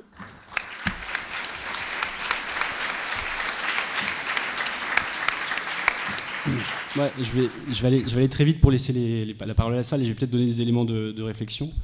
Moi, sur la question de l'engagement et pourquoi on s'engage, déjà, nous, on est assez à l'aise avec le fait de dire que les motivations de l'engagement, le débat, est-ce qu'on s'engage pour soi ou pour les autres, pour moi, il est complètement dépassé. Il y a une multitude de motivations de l'engagement, on s'engage tous pour différentes raisons, et elles sont toutes légitimes, toutes aussi légitimes les unes que les autres. Donc pour moi, il n'y a pas de bon ou mauvais engagement ou de bonne ou mauvaise motivation à s'engager. Et je pense que ça, il faut se le dire, il faut se le reconnaître. Le deuxième élément, c'est la question du niveau d'implication de l'engagement. Il y en a qui parlent d'engagement faible, d'engagement fort. L'engagement faible, c'est, je sais pas, je vais trier un peu mes déchets, je vais arrêter d'acheter des bananes en hiver ou manger des tomates en hiver. À l'engagement fort, qui est, je vais aller militer, faire passer des migrants à travers la frontière, les héberger chez moi, etc. Moi, je pense qu'il y a tout type d'engagement, et encore une fois, celui-ci, ils sont assez légitimes. Et je pense qu'il y a un vrai travail à faire sur la question du parcours d'engagement. Il y en a tous des parcours différents. Et en termes de comment dirais-je, de dispositifs. Il y a toute une série de choses qui existent, et en tant qu'étudiant, donc, des dispositifs qui existent, qui permettent de faciliter l'engagement. Je pense à l'année de césure, par exemple, que certains connaissent peut-être, au statut de responsable associatif étudiant, qui sont des dispositifs qui vous permettent à vous, à votre niveau, à votre échelle, en tout cas de petit à petit s'engager. Et encore une fois, nous, on est assez friands de cette idée de se dire qu'il y a beaucoup d'engagements faibles, peu d'engagements forts, mais c'est pas grave. Parce que d'une manière générale, on milite pour ce que nous on appelle, à Étudiants en Développement et d'autres, une société de l'engagement. Cette société de l'engagement, on ne pourra pas la faire tout seul, et on pourra la faire alors effectivement avec les organisations qu'on représente, mais surtout avec vous tous. Et en tout cas, c'est pour ça qu'on a rejoint l'appel des solidarités, pour promouvoir cette société de l'engagement. Et je préfère finir là-dessus pour vous laisser la parole. Juste rappeler que si vous devez répondre présent, il faut envoyer présent à 32 32 1. Si vous ne l'avez pas déjà fait, franchement, je vous laisse le faire maintenant. Merci. Allez-y.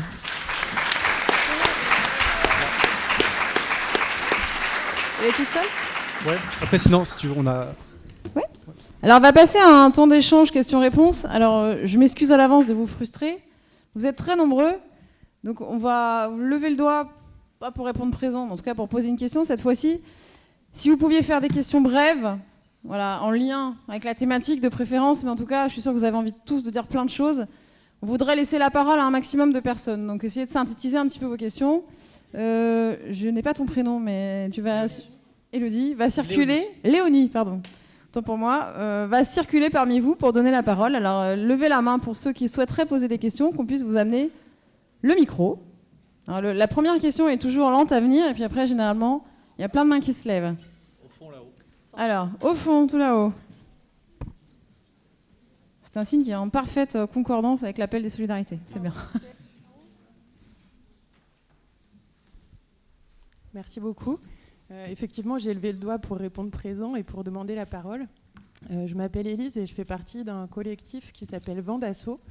En fait, il y a un collectif d'associations en Auvergne-Rhône-Alpes et de citoyens aussi, pour organiser une mobilisation pour dénoncer les méthodes et la politique du Conseil régional en Auvergne-Rhône-Alpes vis-à-vis des associations et pour répondre présent à l'appel des solidarités. Donc on est un collectif qui rassemble une centaine de structures pour l'instant et beaucoup de citoyens, citoyennes. Et on vous appelle, on vous donne rendez-vous ce samedi devant l'hôtel de région à 16h pile pour un flash mob qui va être tout simple. On va lever le doigt en silence tous ensemble pendant 5 minutes pour demander la parole, pour essayer de rétablir le dialogue avec l'exécutif régional et aussi pour répondre présent en force en Auvergne-Rhône-Alpes à l'appel des solidarités.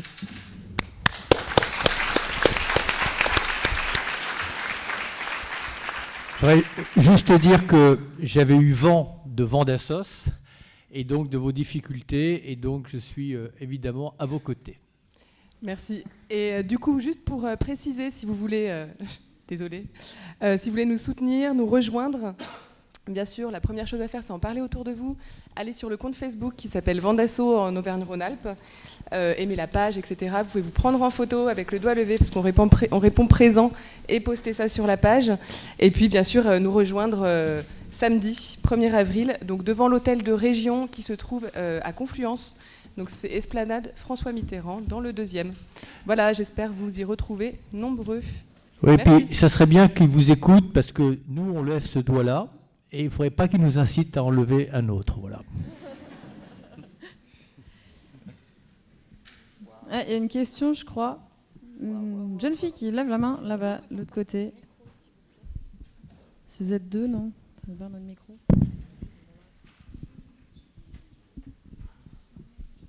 Merci.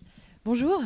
Déjà, merci pour votre présence ici et ces paroles qui nous poussent à l'engagement. Alors, avec votre parcours, vos expériences, vos rencontres et les belles initiatives que vous pouvez voir, quel est votre état d'esprit aujourd'hui ? Est-ce que vous êtes plutôt confiant et optimiste pour l'avenir de la planète et des hommes ? Ça dépend à quelle heure. Tout à l'heure, le journaliste de Radio Nova m'a vu quand je venais de lire justement les dernières frasques de Donald Trump qui est en train de détricoter tout ce que nous avons obtenu d'arrache-pied. Donc dans ces moments-là, c'est vrai que... Mais bon, je vais dire 2-3 formules creuses, mais d'abord, je pense qu'effectivement, il est trop tard pour être pessimiste. L'optimisme et le pessimisme, vous savez, ce sont les deux faces d'une même médaille. qui s'appelle la capitulation, puisque quand vous êtes optimiste, vous dites que tout va s'arranger, quand vous êtes pessimiste, vous dites que tout est foutu, donc dans les deux cas, vous abandonnez votre sort au destin. Et mes copains africains disent de toute façon, il faut les deux, puisque les optimistes construisent des avions et les pessimistes des parachutes. C'est une manière de s'en sortir. Je pense que, pour dire les choses plus clairement, je suis très inquiet, comme tu disais tout à l'heure, notamment sur les phénomènes climatiques, qui est quand même la contrainte majeure. Ça demande de telles révisions et rapidement. Et quand je vois la lenteur avec laquelle on change, parce que les choses sont en train de bouger, mais il y a une course contre la montre entre les mutations qu'on doit imposer et la rapidité avec laquelle les phénomènes se déplacent. Lutter contre le changement climatique, il faut renoncer à exploiter les 3/4 des réserves d'énergie fossiles volontairement. Est-ce qu'on va être capable de le faire? Puis il faut surtout qu'on arrête, comme on le fait, de dévaster 20 milliards de forêts chaque année, parce que quand on dévaste 20 millions d'hectares de forêt chaque année, c'est autant de millions de tonnes de CO2 qui vont rejoindre l'atmosphère. Bon, donc c'est vrai que je suis très inquiet. Et en même temps, je sens poindre et jaillir des tas de forces, des tas d'initiatives, des tas d'exigences. Je pense qu'on a été très loin dans l'excès, il va y avoir un rappel à l'ordre. Est-ce qu'il va arriver à temps? Je ne sais pas. Mais voilà, je pense que quand on se pose cette question, il faut l'évacuer et surtout voilà, ne la mettre de côté. Si ça ne va pas, prenez une douche froide. Voilà, c'est ce que je fais moi. Mais voilà, je suis très inquiet, pour être très franc, parce que je vois le monde changer, je le vois se radicaliser. Je l'ai vu s'épuiser, j'ai vu toutes ces inégalités se creuser. Et en même temps, comme je vous le disais tout à l'heure, je vois aussi de belles forces qui sont en train de se mettre en place. Donc, je ne sais pas qui va gagner du bien ou du mal, quoi. Merci. Est-ce qu'il y a une autre question devant? J'en profite qu'on vous amène le micro pour vous rassurer un petit peu sur un point. Moi, j'interviens depuis 10 ans auprès des élèves et je vous assure que maintenant, chez les enfants, l'écologie, en tout cas le tri, le respect de la nature, a un poids énorme qu'il n'avait pas il y a 10 ans. Donc, j'espère qu'en tout cas, on va continuer dans ce bon sens, mais c'est un élément qui est positif. Bonjour, merci beaucoup pour votre intervention. Je voulais savoir, on est déjà un public à peu près, je pense, convaincu ici. Qu'est-ce que vous proposez pour les publics qui ne sont pas convaincus ou qui pensent que les solidarités, c'est rien, ou qu'on ne peut rien faire ou rien n'avancer sans rien? Parce que je pense qu'on est tous convaincus à peu près par votre discours, on ne serait pas là sinon. Donc, qu'est-ce que vous proposez comme solidarité? Vous avez raison, c'est bien de se conforter, de temps en temps, de s'échanger nos énergies et nos convictions et nos espérances. On en a aussi besoin de se recharger sur les autres. Mais évidemment, prioritairement, il faut s'adresser à ceux qui ne le sont pas. Alors, la manière de s'adresser est très importante. Si d'emblée, vous les prenez pour des abrutis parce qu'ils ne partagent pas vos convictions, c'est foutu d'avance. Bon, alors parfois, il y en a, je pense que ce serait peine perdue d'aller essayer de convaincre Donald Trump qu'il est... Voilà, donc ça ne sert à rien. Mais il y a des gens qui sont entre deux, simplement parce que leur parcours de vie ne les a pas amenés à la perception de ces réalités, parce qu'il y a des gens qui ont une foi absolue dans le progrès, donc qui pensent que de toute façon, l'avenir et le progrès, c'est un couple indissociable et que demain va nous amener des solutions. Bon. Donc il faut faire preuve de pédagogie. Il faut d'abord leur faire la démonstration qu'on n'a pas le choix. Donc si on reste comme ça, qui que ce soit, quel que soit le statut politique, économique, vous pouvez avoir toute la richesse du monde. Si le monde part en vrille, tout le monde partira avec l'eau du bain. Mais aussi ouvrir des solutions, c'est-à-dire dessiner quel peut être le monde de demain et quels peuvent être les avantages. Je prends un simple exemple dans le domaine énergétique. Pour lutter contre le changement climatique, entre autres solutions, il y a évidemment l'agroécologie, mais il y a les énergies renouvelables. Quand vous regardez depuis la Deuxième Guerre mondiale, la plupart des conflits auxquels nous avons assisté dans le monde, si vous creusez un tout petit peu, les raisons, pas toujours avouées mais dissimulées, derrière il y avait pas loin le pétrole, le gaz ou le charbon. Encore aujourd'hui, beaucoup de conflits au Proche-Orient sont quelque part directement ou indirectement liés à ça, parce que les grandes puissances ont peur de perdre le contrôle sur l'approvisionnement en énergie fossile. Quand il y a eu le conflit avec l'Ukraine, la France a baissé les yeux vis-à-vis de la Russie parce qu'on avait peur que la Russie ferme le robinet du gaz. Tout ça pour vous dire que si, grâce au changement climatique, qui nous oblige à laisser les énergies fossiles de côté, eh bien, c'est autant de sources de conflits qu'on va soustraire, parce que à quoi va ressembler le modèle énergétique de demain?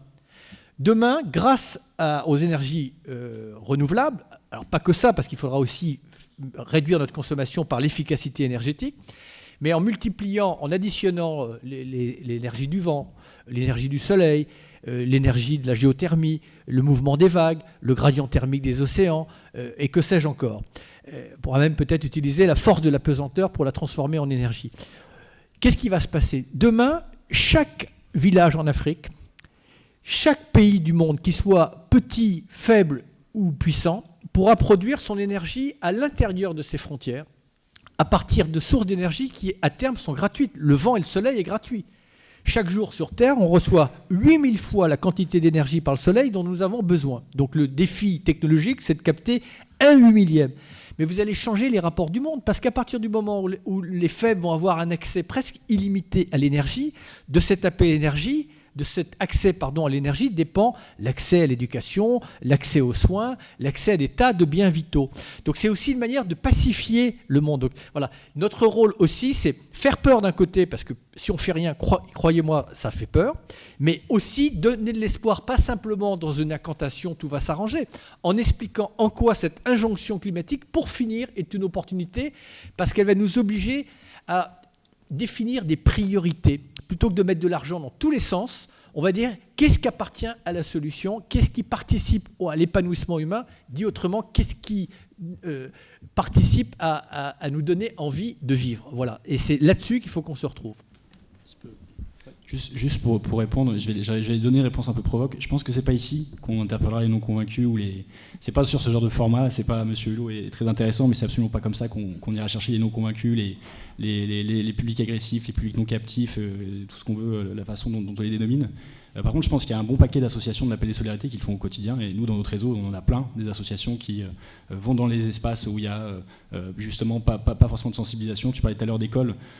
Si vous saviez le nombre de professeurs, d'enseignants qui mènent des choses et qui expérimentent, qui testent, qui échouent, qui réexpérimentent et qui avancent. Et je pense vraiment qu'il y a des choses qui se font. Et c'est ce que je disais dans la question juste avant. Je pense que vraiment, c'est la question de comment est-ce qu'on s'engage et comment est-ce qu'en fait, on trouve un aspect de la vie qui permet de passer d'un engagement faible, je trie, à un engagement plus militant, un engagement plus fort. Et ça, nous, on utilise beaucoup ce qu'on appelle l'éducation à la citoyenneté, la solidarité internationale, qui est un triptyque qui s'appelle Informer, Comprendre, Agir. Et il y a énormément d'acteurs qui travaillent là-dessus. Et je pense que alors, leur défaut, c'est peut-être qu'effectivement, ils ne sont pas suffisamment visibles, ils ne sont pas suffisamment structurés, ils sont pas suffisamment, on ne les entend pas suffisamment dans les médias.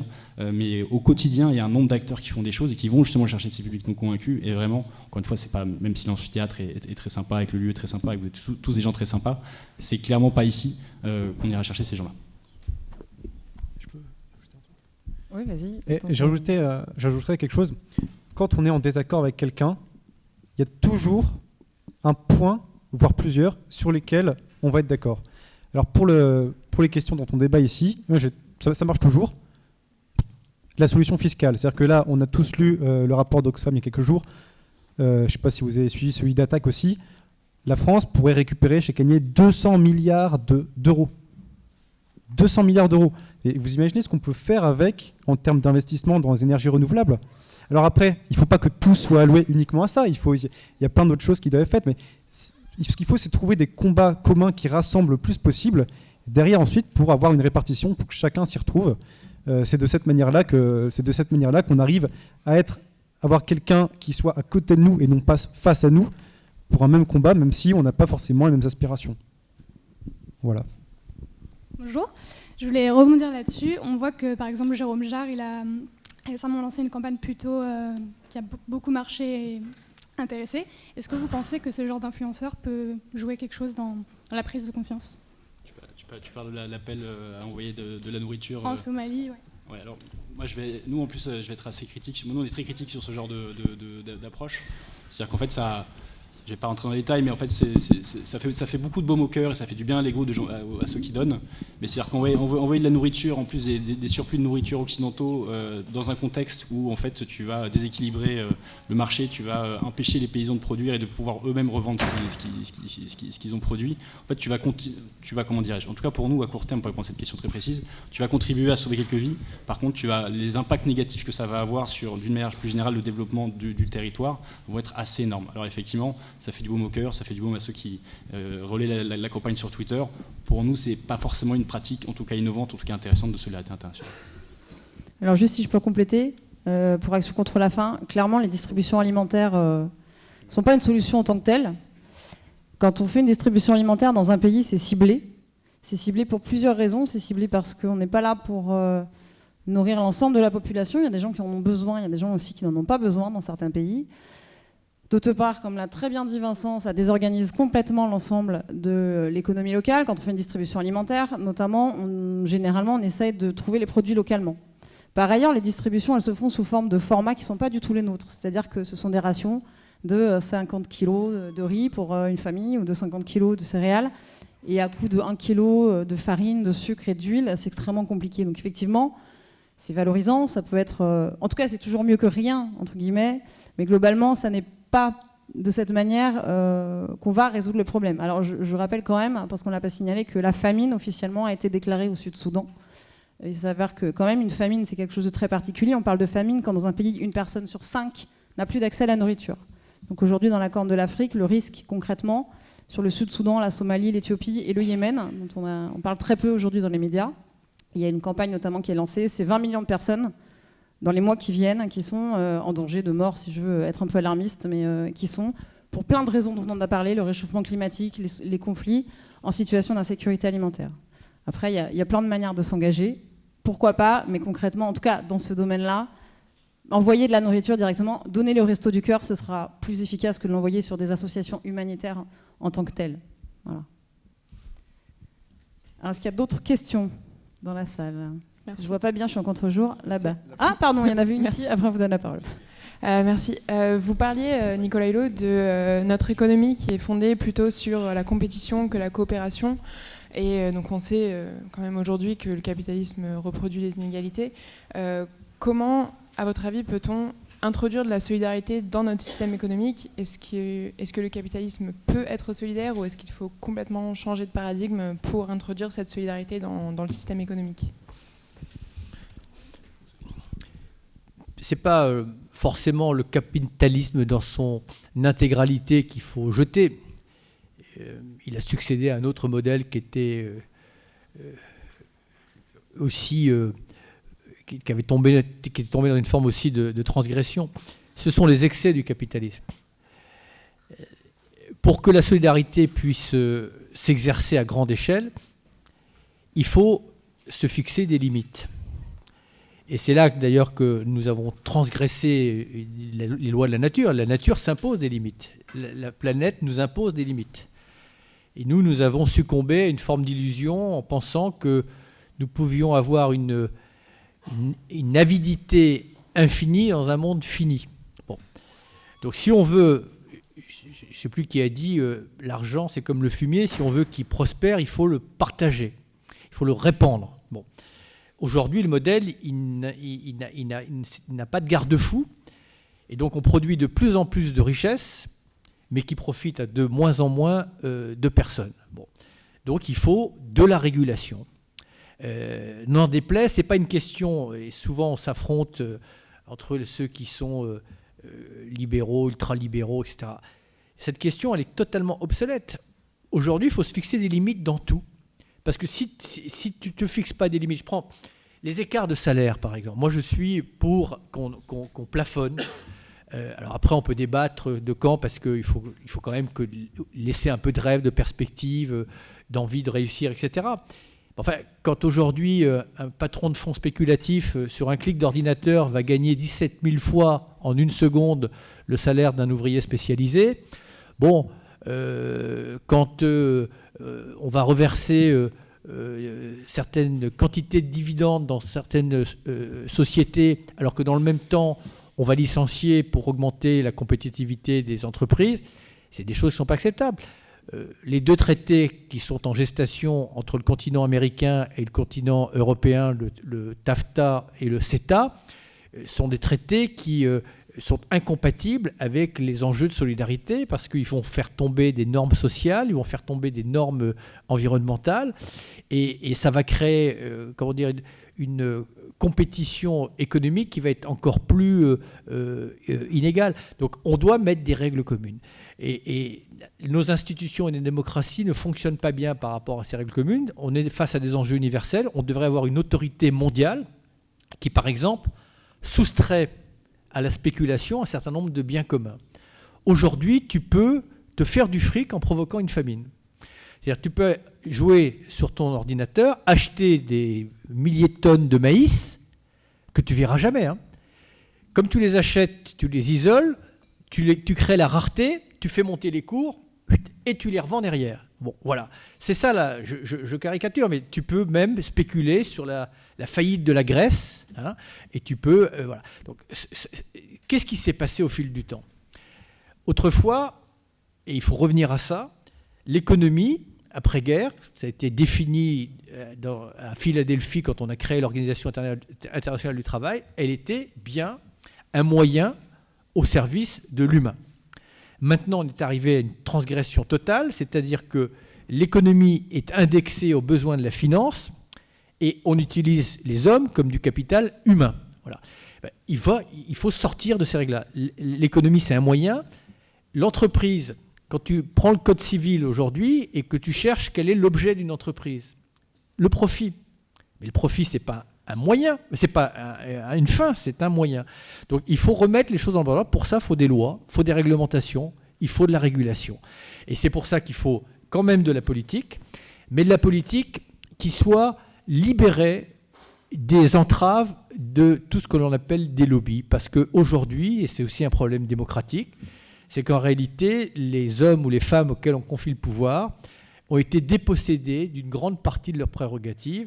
Donc il faut aussi avoir une grande exigence sur la transparence et les règles et les influences que peuvent subir nos politiques. En tout cas, il faut de la règle. Voilà. Et juste petite digression philosophique, parce que certains pensent que la règle, c'est une entrave à la liberté, mais il faut savoir que étymologiquement, la liberté, c'est la loi qu'on se fixe à soi-même. Et on doit se fixer un certain nombre de lois. Voilà. L'absence de limite, ça n'est pas de la liberté, au contraire. Merci, on va prendre une dernière question là-bas, du coup, et on conclura avec le dernier spot de la campagne, Appel des solidarités. Bonjour. Du coup, on parle de solidarité internationale depuis tout à l'heure. J'ai juste une petite question. Est-ce qu'il y a un point org, point international en fait, de l'appel des solidarités ? Est-ce qu'il transcende les frontières françaises, simplement ? Alors, il y a un appel des solidarités.fr, mais pour l'instant, notre initiative, elle est franco-française, mais par définition, dans la mesure où il y a énormément d'ONG qui ont une dimension internationale, ou en tout cas qui ont un mode d'action international, elle dépasse un peu nos frontières. Elle est tournée là parce qu'il y a cette campagne et que c'est le moment d'essayer d'imposer ce cap, quels que soient ceux qui seront élus. Mais pour l'instant, elle est franco-française. Voilà, donc cette campagne. Donc j'en profite puisque vous nous le dites, il y a deux moyens de nous rejoindre. Soit Internet, mais on a découvert qu'il y avait 10 millions de Français qui n'avaient pas Internet. Donc c'est pour ça qu'on a mis aussi en place un SMS. Moi, je ne pouvais pas soupçonner qu'il y avait autant de Français qui n'aient pas accès à Internet. Et le SMS, du coup, est gratuit. Et donc, c'est le 32 32 1. Et là, on tape présent. Mais ce qu'il faut espérer, c'est que ces initiatives, en réalité, à un moment ou à un autre, et notamment en Europe, j'espère qu'elles vont se rejoindre. Parce que la bonne échelle pour que la solidarité change de dimension, c'est l'Europe. Sauf que l'Europe, pardon de vous le dire, elle n'a pas été basée pour l'instant dans cette priorité. Mais dans l'espace européen, on pourrait se mettre des règles communes. Par exemple, vous mettez une taxe sur les transactions financières dans ce pays. À partir du moment où cette taxe sur les transactions financières, elle est bien allouée à la solidarité européenne et internationale, mais on ne peut pas imaginer le bien que ça ferait et une échelle dingue. Et tous les problèmes de violence que nous subissons. Vous savez, si la solidarité dans le monde était la norme, c'est-à-dire si on avait un modèle qui partage, on n'aurait pas besoin d'avoir un budget à l'échelle du monde lié à la dépense militaire qui approche les 2000 milliards de dollars. D'ailleurs, j'ai appris l'autre jour qu'à ce budget, vous pouvez rajouter 1500 milliards de dollars pour maintenir pour moderniser notre frappe nucléaire dans le monde entier. Donc tout cet argent, il est là pour répondre à des risques, à des menaces, à des dangers, mais beaucoup de ces menaces, quelque part, sont dues aux inégalités. Alors je sais bien que c'est très facile de dire ça, mais si à terme, on va avoir un monde apaisé, la meilleure des armes, c'est le partage. Bien, merci. Alors, on va conclure, effectivement, en vous diffusant l'appel des solidarités lu par Marion Cotillard. La liberté, tout à l'heure, dont parlait Nicolas, est représentée, entre autres, par la Statue de la Liberté, dont on a une réplique à Paris, et qui, alors je crois que je ne dis pas de bêtises, pour rappel, le rassemblement, rassemblement en avril, donc j'ai plus la date, non, auprès de la Statue de la Liberté. À Paris. À Paris, il n'y a pas là, ça pas dans le cadre. D'accord. Bon, on vous redonnera sur le site. En tout cas, voilà, on vous dit. Tout est sur Facebook, Twitter. Voilà, il y a toutes les À infos. celles et ceux qui ont l'impression que quelque chose ne tourne pas rond. À celles et ceux qui ne se sentent pas bien représentés, ni écoutés. À celles et ceux qui vivent une réalité en décalage avec celle qu'on voit sur les écrans. À celles et ceux qui continuent de s'entraider là où on nous dit qu'il faudrait se replier. À lutter contre la discrimination et l'exclusion. À protéger la nature que d'autres veulent détruire, surexploiter ou épuiser. À celles et ceux qui sont parfois envahis par un sentiment d'impuissance ou de désarroi. À celles et ceux qui se croient seuls à penser comme ça. À celles et ceux qui ne s'empêchent pas de rêver que peut-être il n'est pas trop tard pour changer de cap. Et que ça, c'est déjà commencé à changer le monde. À celles et ceux qui considèrent que notre destin est ce que nous avons en commun. Que la solidarité sait résister et construire l'avenir. Qu'ensemble nous formons une force immense que rien ne peut arrêter. À celles et ceux-là, nous adressons l'appel des solidarités. L'appel à se rassembler, se compter, pour que les 5 caps des solidarités guident toute action et toute décision politique dans le prochain quinquennat. Nous avons un énorme pouvoir. Faisons-le savoir.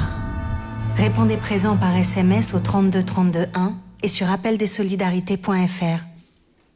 Voilà, à défaut d'une bonne image, vous aurez entendu l'appel. Donc je vous invite à y répondre par SMS ou sur le site internet. Je remercie au nom du REFED, des étudiants et développement, la Fondation Nicolas Hulot et Nicolas Hulot d'avoir été présents avec nous ce soir pour débattre. Et merci à vous pour votre présence, votre participation. Une très bonne soirée à tous en espérant vous croiser prochainement au cours d'une autre conférence.